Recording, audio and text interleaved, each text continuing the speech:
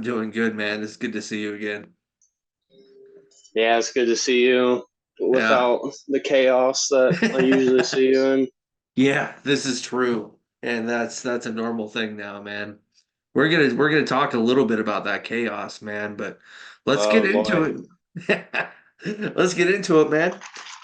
For one, I don't like to ask the generic questions everybody asks, like, where'd you get your ring name and stuff. Fuck that. I want to know what your Yeah. I want to know what your training was like because I know one of the guys that trained you, the main one, and it can get kind of intense. It can get a little intense sometimes. Tell me a little bit Yeah. about what your training was like, getting ready to be a wrestler. Well, I mean, yeah, like you said, it was very intense. You know, if you can't handle criticism, Jake's definitely not the trainer for you, right? Um, he's not one of those guys who critiques just to critique people either. He's more so he's doing it because he wants to help and you know Yep. because he cares a lot about the product he's putting out there. So he can't just let anybody fly off the wall and do what they want and all that, make him look bad or make themselves look bad too. Right. So definitely, um Jake's the perfect person to bring the best out of you. And um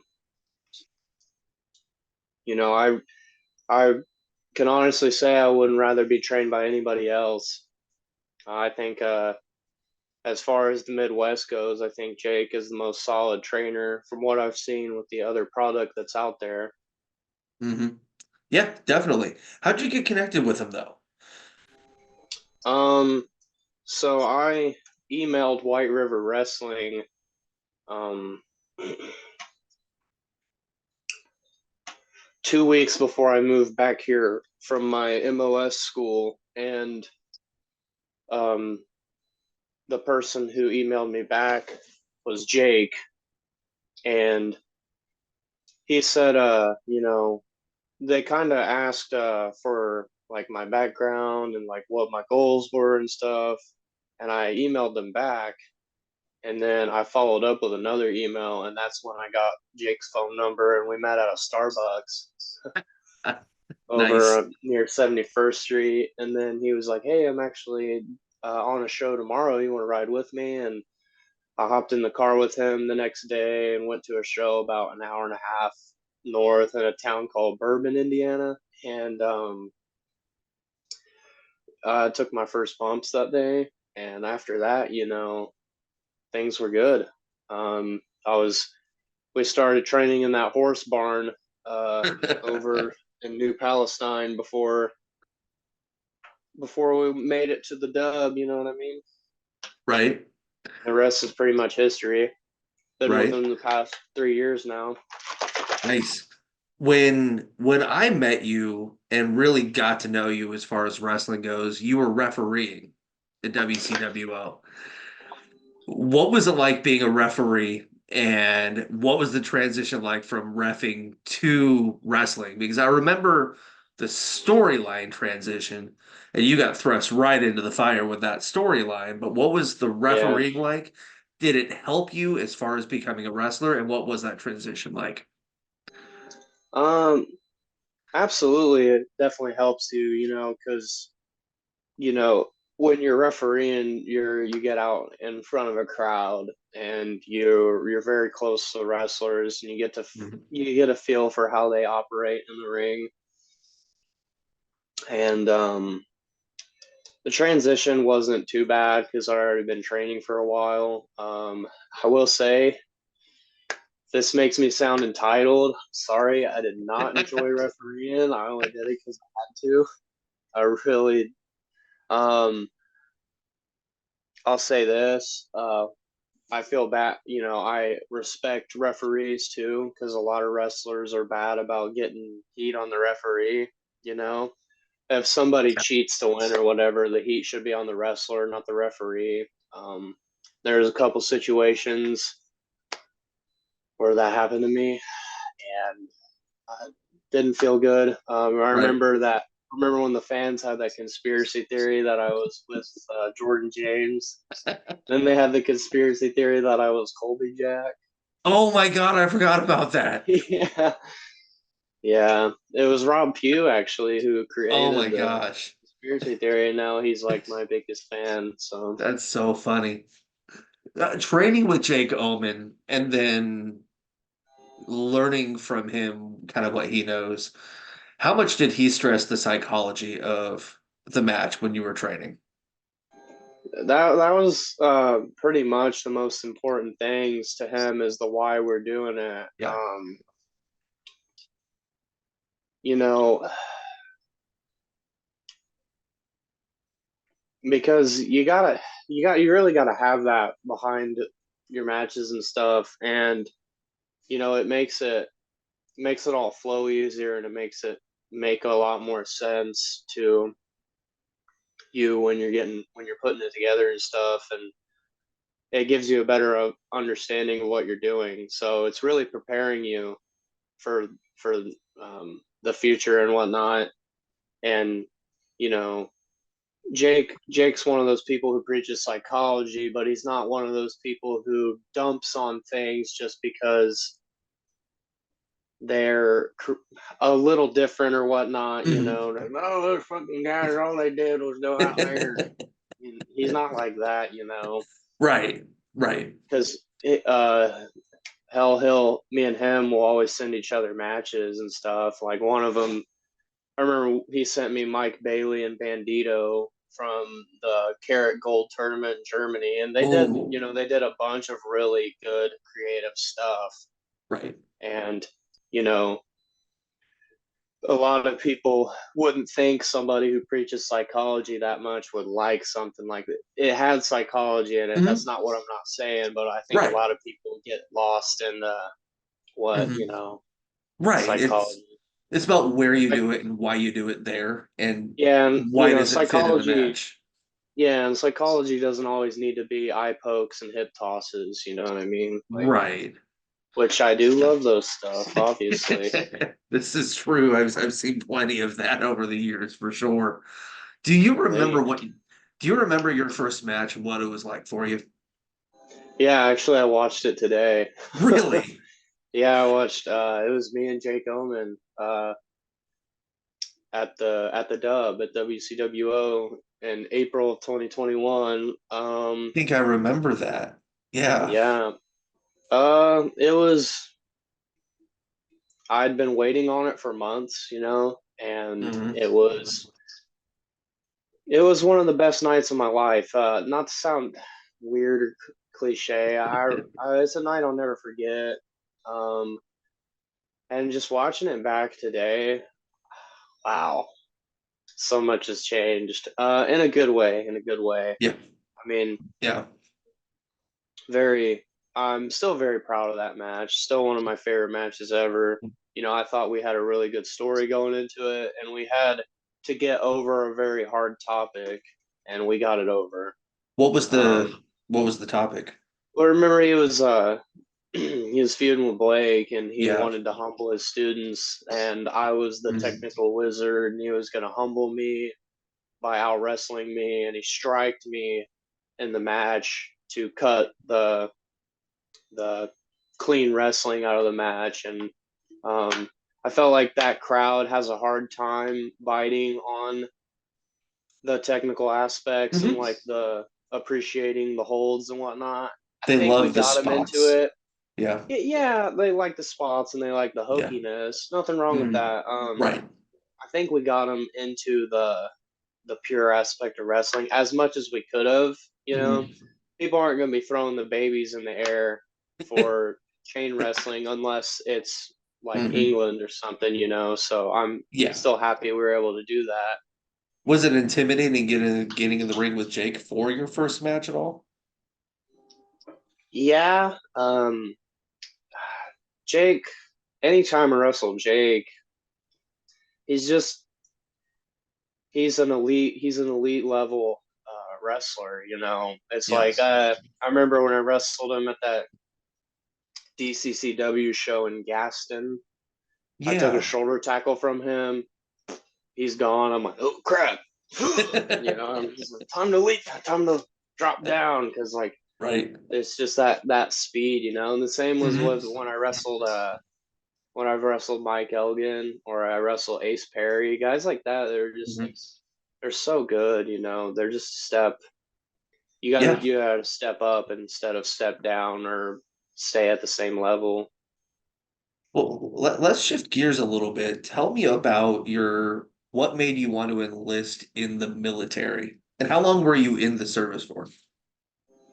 I was in for almost 4 years. Okay. Uh, Pretty much.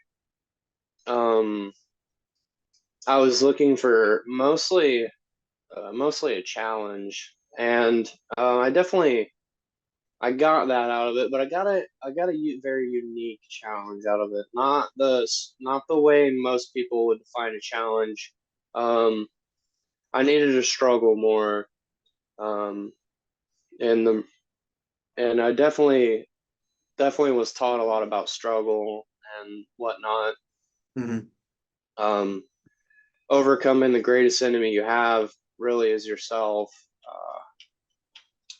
and you know, it helped my confidence to an extent, but I needed a little more personal confidence rather than confidence from a machine. Hmm. Um, so I definitely got what I wanted out of it. It just wasn't meant for me to really go above and beyond with it. And I'm still happy I did it. What branch were you in? The Marine Corps. Really? What Yeah. was it about the Marine Corps that appealed the most? Because I've got friends that have been in the Army, Navy, Air Force, and Marine Corps. And from what I've heard, the Marine Corps is the most intense out of all of them, Yeah. you know? Uh, Yeah. you know, I just liked the idea of uh, Marine, you know. It just sounded different. Hmm. It was really to earn the title United States Marine. That was really intriguing to me, and I'm proud I did it. And also the cool uniforms. Not gonna lie. Yeah. Yes. So Yeah. the friends of mine that are in the Marine Corps, even though they're out of it, dude, they are some of the most intense but Yeah. stoic I, at the same time. It's weird. yeah. I It's think I went the crazy. opposite way. I think it chilled me out. Gotcha. What was it like balancing wrestling and, being in the Marines and being in the military? Because I remember there was a time where be like, we don't have Logan for this stretch of time because he's at was it Thrill?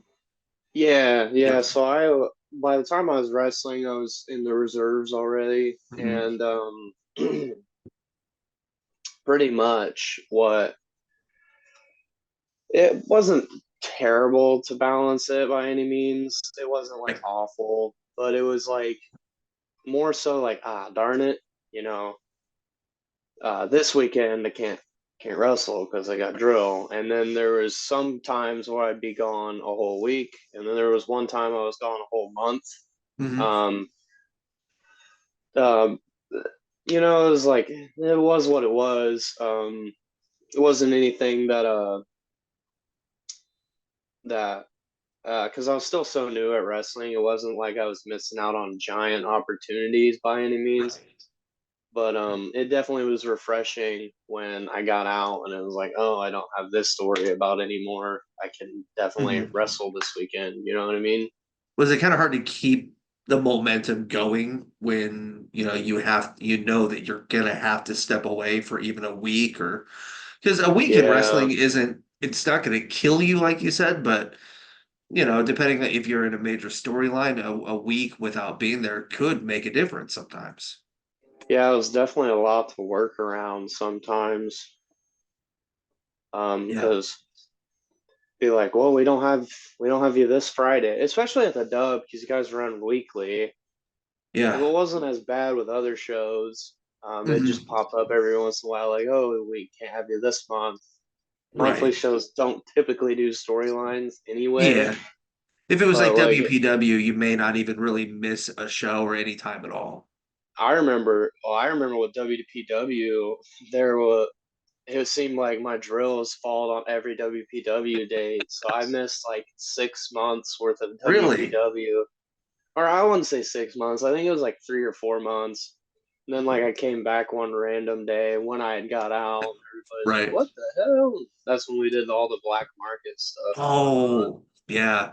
And missing three, even two shows with WPW is killer because that's, 2 months with them is killer because that's two shows, but it's 2 months. Like that's Yeah.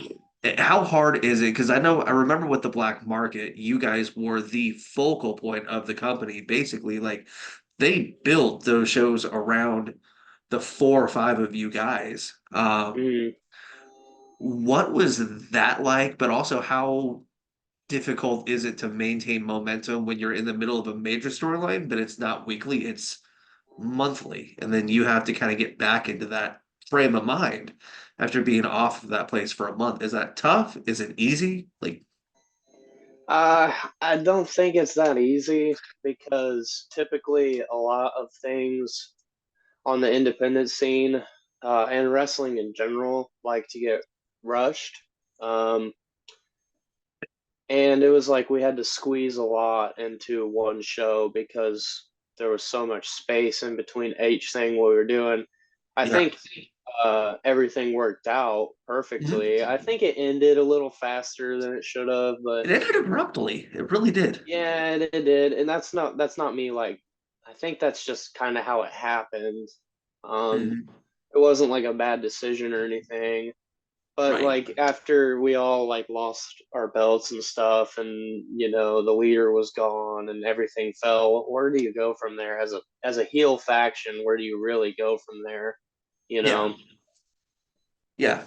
Definitely. So For you, because I've seen you when it's just, a one-off match. I've seen you when you're in the heart of a storyline. And when it comes to storylines, you are one of the most meticulous, particular, specific people I've ever worked with when it comes to storylines. You think it out. Like you're so thought out with what you do storyline wise. Do you prefer the one-off matches? Do you prefer the storylines? um, well, definitely I prefer storylines, but I understand not every promotion really is in a position to do storylines. But at WCWO, I definitely would prefer storylines. That's the perfect place to do them. Yeah. You run weekly, you have a big show every month. Yeah. It's perfect. Yeah. Uh, whereas like a show that runs once every month or once every 2 months, kind of just the best way to do those is have just book the best card possible each time you run and Mhm. hope all the matches are the best possible suited for the Yeah. show. Yeah. What makes a good storyline to you, and what drives you to get so invested in your storylines? Because there's a lot of guys that, okay, what am I doing this week? What am I doing? What am I doing every week? And man, that when you're in the heart of the storyline, whoever is writing that storyline with you or for you, it is normal for you personally every day message, hey, I got this idea, I got this idea, I got this idea, I got this idea. Why is it so important for you to be so invested and involved with your storyline, and how do you think that's helped, and have there been times where that's hurt? Um, it's important to me because I don't want to go out there and just seem like I'm doing what I'm told. Like I want I know what it you mean. to, yeah, I want it to know that I'm making as big an impact as I can with how this story is going, whether it's good, you know, Right. it makes me responsible for myself and it And you gives don't want me it kind of to go. it gives me more of a freedom and it makes me feel more like an artist rather than just a wrestler. And Yeah, yeah. Uh, yeah, sometimes that can get a little frustrating if people fight you back on it or they really just don't understand what you're putting down. And, you know, and sometimes obviously what you want to do doesn't go through or things change or you're no longer available or whatever, Mhm. but Or that happens. your opponent's not there. Yeah, your opponent is not there, or something happens and you just don't get to do the storyline you wanted to do or not. Right. That happens. Sucks, but Yeah.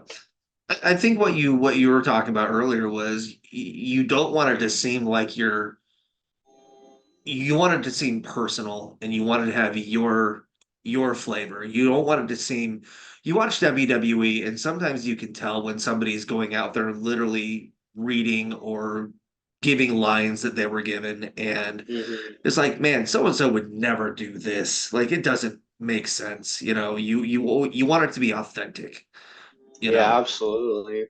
Because like I'm a big fan of like the Punk and Raven, Punk and MJF, anything Jimmy Jacobs touched, Mhm. um, or even like I think that this is the WWE storyline, and it's pretty simple to its core, but the Cody Rhodes finish the story things, it's fascinating because I believe that's Cody, Mhm. Yeah. It's um anybody who's got a legit like personal vendetta or something like that, that's just like what I really like to sink my teeth into.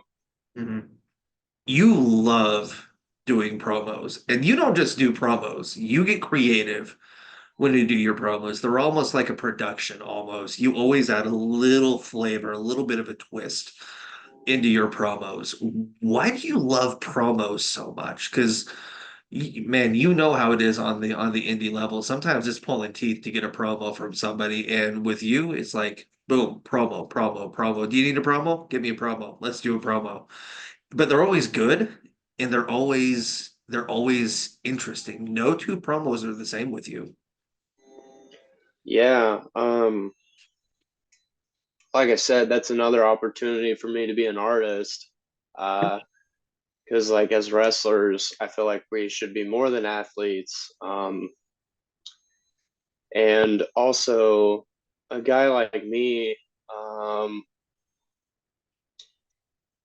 it's like find different places, different settings, and I find any topic that you can. That way, you're the most versatile, and you're never out of ideas. Because I remember somebody told me, you're gonna run out of ideas eventually. I wouldn't say like I've run out of ideas. I'm definitely like, oh man, I got a lot in my head that I want to Mhm. do, and it was just so happens like at the height of when I was at the Dub Weekly and you guys were really pushing promos. It was almost like, okay, what can I do to make this different? It's like when I started drinking in my promos, Yeah, yeah, I was kind of trying to tell a story of like the angry drunk rock star kind of, you know, dark liquor. Stereotypically, dark liquor tends to, you know, you look at a movie of an alcoholic. Mhm. Are they drinking vodka or are they drinking whiskey? They're probably drinking whiskey, or Right. they're just cans of beer everywhere, or whatever. And that was what Yeah. I was trying to tell. It wasn't, and sometimes when you would hit me up for a promo or whatever, I'd be done with everything I needed to do that day, and I'd just be sitting drinking a beer or something. I'd be like, "All right, well, here we go. It's already in my hand," you know. So like take It's a true. sip, get in the camera all angry because I'm the heel side of Logan Myers is very anarchy, punk Mhm. rock, like kind of Jim Morrison, chaos for the sake of chaos, and Yeah. that was the whole purpose behind those promos. And I wanted a little more dark, of a darker feel to them, and I think I've definitely accomplished that. Oh yeah. And just yeah, like all kinds of different stuff. I'm always looking at different wrestlers promos and stuff, you know drawing different inspirations from different old school interviews with movie stars and musicians and stuff too. So that's Yeah. really drives the creativity behind my promos because I notice a lot of promos are repetitive and a lot of people have the same motivations. I feel like naturally, people in general should have different motivations Hmm. besides like it's my dream. I work hard, I put in the work. Well, that's all of us, you know. Yeah. So Yeah. You I would are have a different reason for wanting to wrestle Dex Royal than I would for Joey Owens. Is right. pretty much, That makes like the sense. premise of that. You're really musically driven. Like your musical tastes, if you really look, they really shine through in different areas of your character and your wrestling, your entrance, all that stuff. How has that affected you? And who are some of your musical influences? Obviously, I know Bowie and, Bowie's a big one for you. Mm-hmm. How, at what point did that start of really peeking its way into your wrestling? I'd say from the beginning, but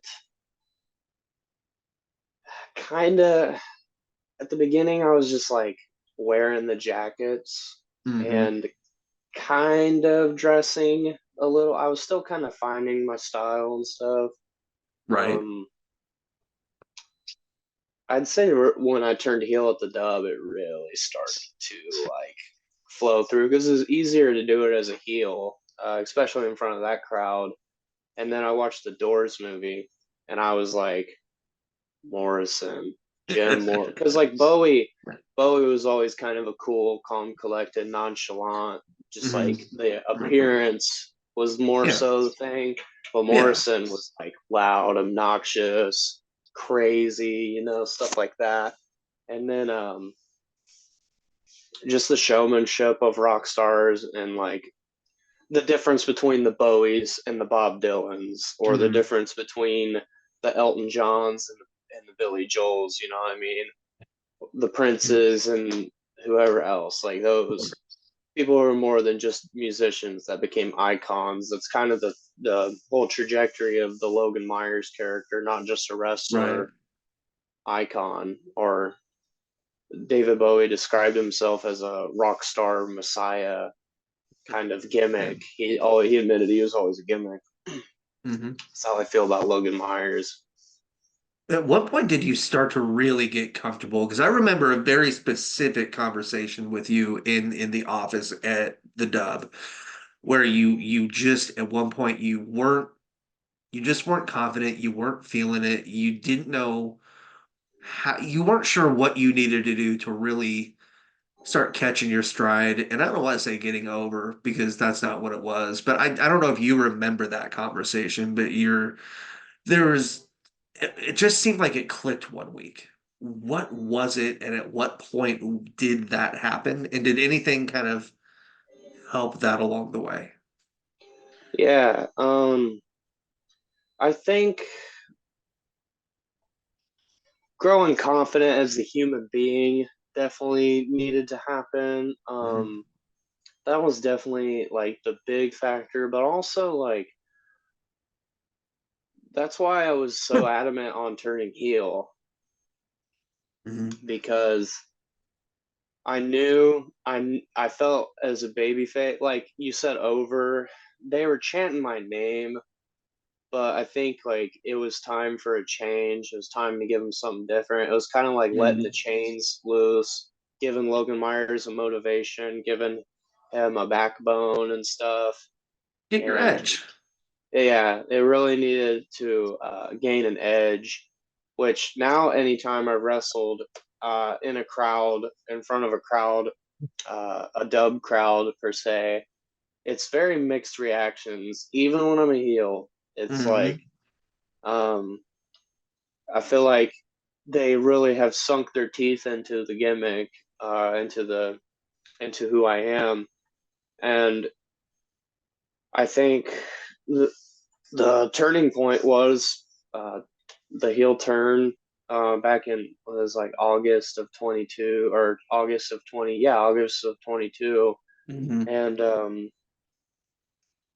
really just kind of letting loose. Also, just trying different ideas and seeing how they work, rather than like, oh, this is not how it's supposed to work in the ancient book of wrestling or whatever. And it's like, Right.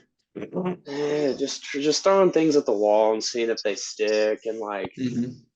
just going through different ideas in my head and writing them down and whatnot, and like listening to different people's motivations and views of the world and why they do things and implementing it into wrestling. And then eventually, like, and I'm still experimenting. I still have things that I'm like, I need to get this down more, I need to get that down more, but it's all Right. process. And that's always going Can't to be just there. wake up and have it. Yeah. Yeah. So after a while, you started branching out. Obviously, a lot of fans know you from WPW down in Danville, Indiana, DCCW up in Muncie, Gaston, Portland. But you've also a lot of other places. I know you and Dutch, I think, went up to Michigan or Wisconsin at one point. You've traveled a little bit with Jake and Jack and gone down south a little bit, but you've really kind of made another home at Destination Six. And is it the Midwest Express champion that you Mhm. are at this time? What's that Yep. experience been like? Is they wrestle is it a six-sided ring in a church? Yeah. What is that experience like? Um, that experience is quite flattering. That crowd erupts like for a lot of people, but they really erupt when I come out. And I'm able to be myself. I don't have to be too white meat baby face. Are you babyface over there? Yeah, I'm babyface over Really? there, but I'm cutting like heelish promos, but which is nice because That's I'm awesome. able to be more myself rather than just be like, I'm gonna do the right thing and I'm gonna work hard and beat you, you know. Um, Right. Destination Six, outside of the dub, was the first place that really like helped me like boost my confidence. When I email or I reached out to them, they put me on the first show they had in Illinois, and I had the match. The crowd wasn't familiar with me; they became familiar with me, and over time, I Mhm. became uh, just really able to do. And they're easy to bounce ideas with. They have pretty good production, and stuff like that. It's Mhm. just a fun show to be a part of, more than anything. And I recommend anybody who really wants to kind of test their waters to get out there, because it's still new, it's Mhm. building, and I think it's got a lot of potential. Yeah. Yeah, the talent they have there is it did it help that were you familiar with a lot of the talent or some of the talent? Because a lot of those guys have wrestled around the Indianapolis area a lot over the years. So it wasn't like Mhm. strange new, like I don't know who anybody is. Did that help as well, kind of getting comfortable there? Yeah, and then there's a lot of talent from the Iowa, Illinois areas too, and Okay. stuff like that. Gotcha. I was familiar with some people. I'm the strange guy that dresses weird, so you That know, fits. locker That room meetings. Oh, Logan, any input or something? I'm like, do your thing. I don't know. Why are you asking me? I don't care. I'm here to worry about myself, man. fun, fun question for you, a little off topic. Favorite Halloween franchise, favorite installment. Why is it the Rob Zombie version, and why is Tyler Mane the best Michael Myers? I don't mind the 2007, the first one. I don't mind it. I I had to. I had to. don't know. I just don't. I understand why Rob Zombie did Michael Myers the way he did. It's just not Right. the way I think Michael Myers should be presented, or whatever. What is your favorite installment of the franchise? What is it about that franchise that you connect with so much. Um, so my favorite's the original from 1978. Um, but Michael Myers was the first character that I ever feared. Okay. I was petrified of Michael Myers. When I was in the first grade, Halloween, me and my nana watched Halloween 4, and I was terrified of Michael Myers for years. I remember, like, in the sixth grade, I tried to watch The Curse of Michael Myers, and it terrified me even more, Nice. dude. And then I just like, oh, this is pretty cool. So when I wanted to get my first tattoo, I wanted to get Michael Myers. Um, I wanted to get Halloween themed, you know, because it Mhm. is my favorite horror movie. It's my favorite horror movie character, but also it's like kind of a, you know, he was the reason I was afraid of the dark growing up, and now like I walk in the dark all the time. You know, I get up at the crack of dawn or whatever, and Right. I'm always I'm always by myself walking out and stuff like that. So Mhm. I'm no longer afraid of the dark, and like I hold my fear close to me or whatever. I don't know, something weird. What was your reaction? And did you know it was going to happen ahead of time when Joey Owens came out to wrestle you dressed as Michael Myers? I didn't know. I wanted to laugh so hard. So ridiculous. It made sense though. It was funny. It was, it You know. was, it was, it was funny. How Yeah, I much, just how, I was how just much, like, what the hell? how much of yourself personally is there in the Logan Myers character? Where does Logan, the person, stop and Logan Myers start? And is there any bleed over at all? Oh, there's a lot of bleed over. It's me turned up for sure.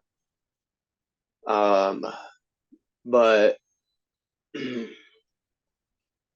the heel part is not a lot like who I actually am. Yeah, Um, yeah.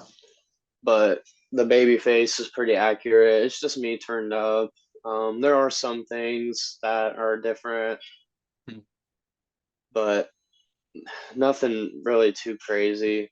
Um, I do actually dress like this in real life. Yep. A lot of I remember a former WWE guy, I'm not gonna name him, but was like, "Do you actually dress like this? Or you're just a mark for yourself." And I was like, "I actually dress like this, dude. Do you Yep. actually listen to the Doors?" Or I do. I can name you like all their albums right now. That was the most frustrating critique I've ever. I wouldn't even say that was criticism. He was just pretty much shitting on me. That sucks, man. Like, especially, It and I makes don't me even know who too. it was, but especially if it's somebody like you looked up to as a kid.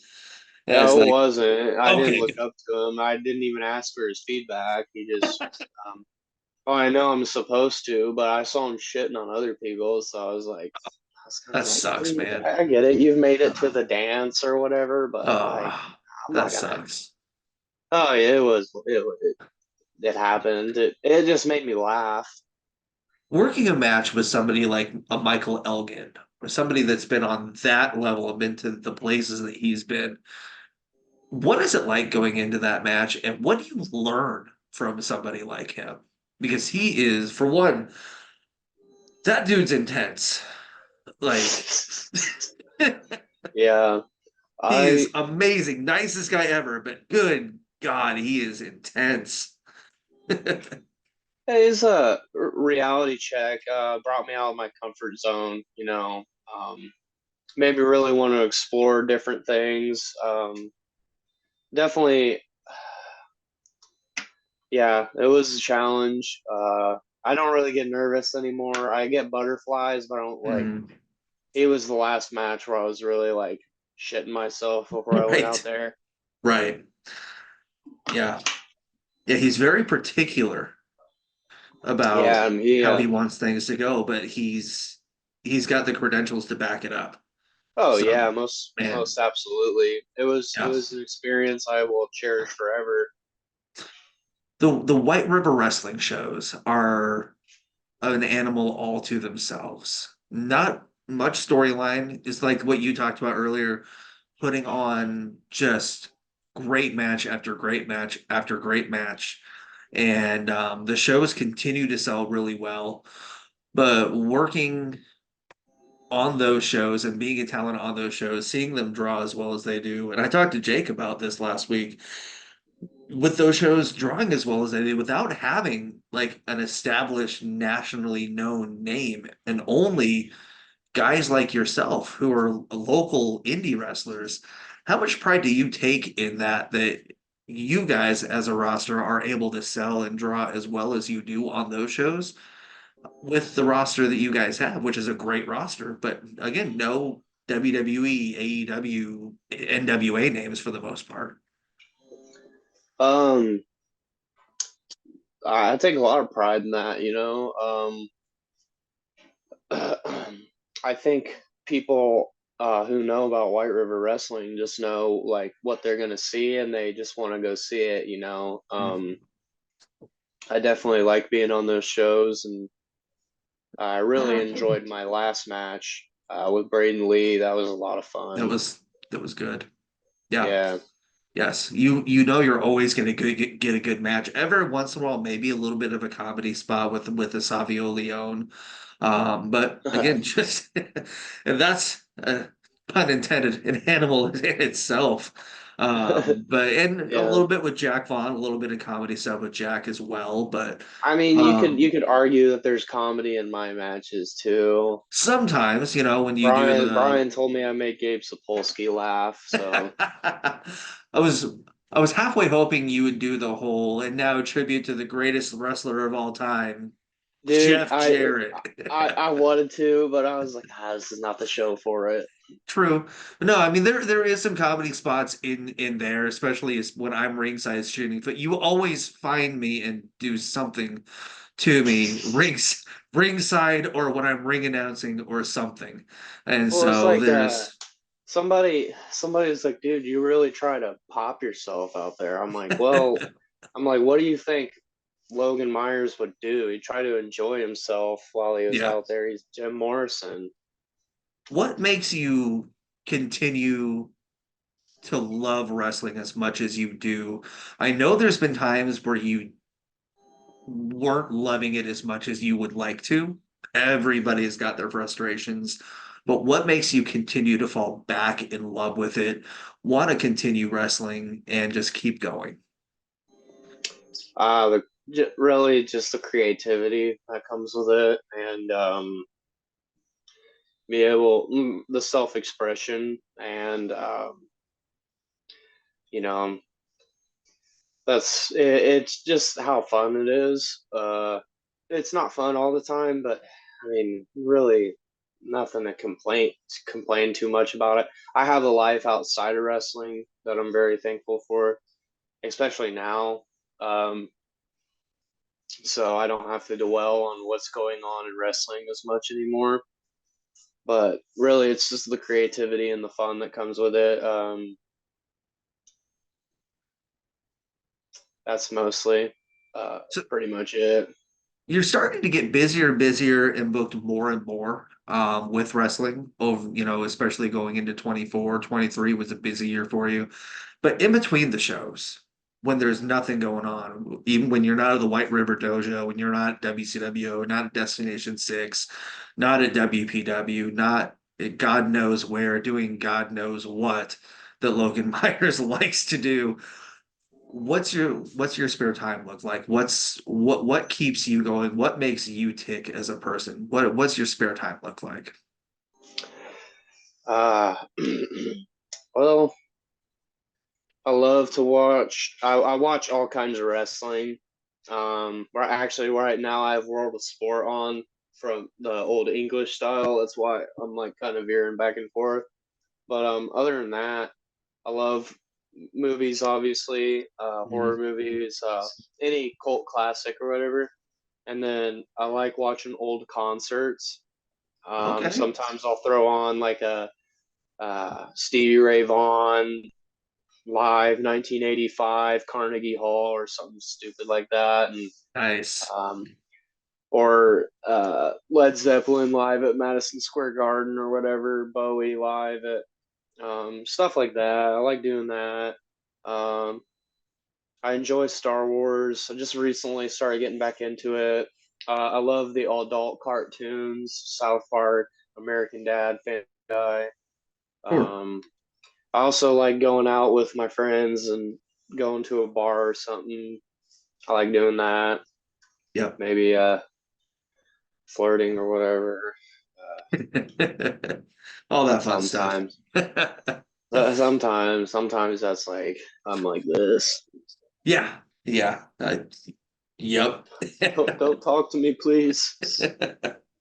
Now, what is it about the throwback, the vintage style of rock and roll that you love so much? I mean, obviously you like some new stuff too, but what is it about that era of rock and roll that that just makes you gravitate towards it so much?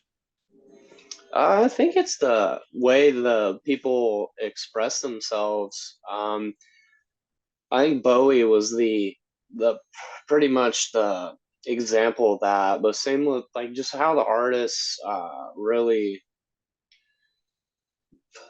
put their thoughts on paper and turned it into music, and how hard they worked and all that good stuff. Even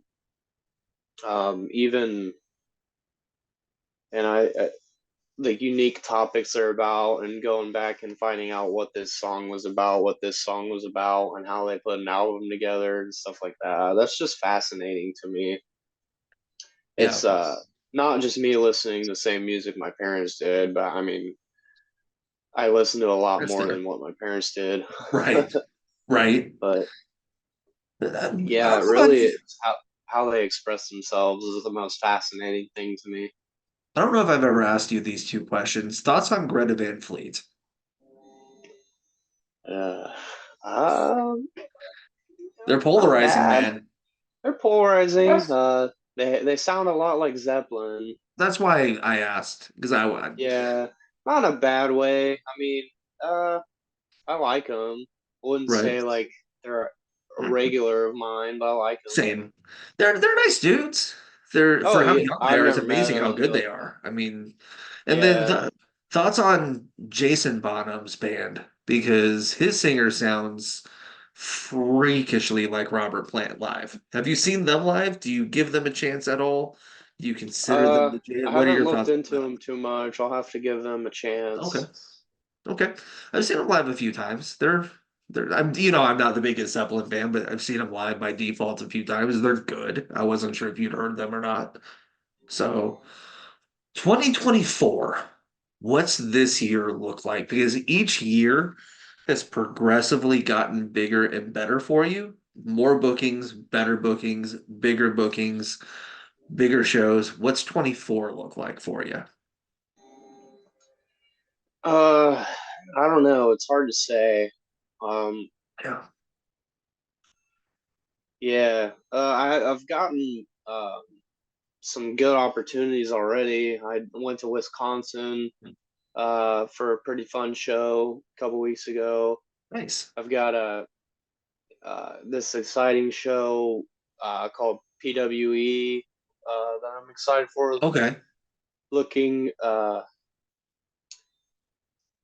I think really just get on more platforms and stuff. Hopefully, really come into my shell even more as a performer and really put together um, like what's gonna work for me and whatnot. I really want to put on more size. I feel like I've made good progress on putting on size, but I want to make even more and just turn my weaknesses into strengths. Nice. Well, it's looking like a Not, good year, man. yeah, I'm not necessarily like looking. I need to be here, because at the end of the day, as much as I can try to make stuff like that happen, it's not fully up to me, you know? Right. It really isn't. A lot of people make it seem like it is. in a lot of ways, you can put yourself in the best position to make it happen. That doesn't always mean it's going to happen. So Mhm. I'm not going to dwell on. Not going to try to dwell on. I need to be here. You know what I mean? Makes sense. I just, yeah, just at least put my foot out there, see what happens. Well, hopefully it's a successful year for you. The growth that I've seen over the last 3 or 4 years, 3 years is outstanding. Like to see you really, I've watched you go from training to what you're doing now, and just to see the character development and the evolution of the Logan Myers character. It's been so much fun to watch, especially from an up close front row seat like I have as often as I do. It is really cool. And also, you are probably one of the easiest people I've ever had to work with, and you're one of the most fun people I've ever had to work with. So, thank you for that. I, I'll try. Man, thanks for doing this. I appreciate it. And I'll see you at a show soon, I'm sure. Yep, they'll see me around. I don't know when, but I'll stumble into the locker room or something. I love it.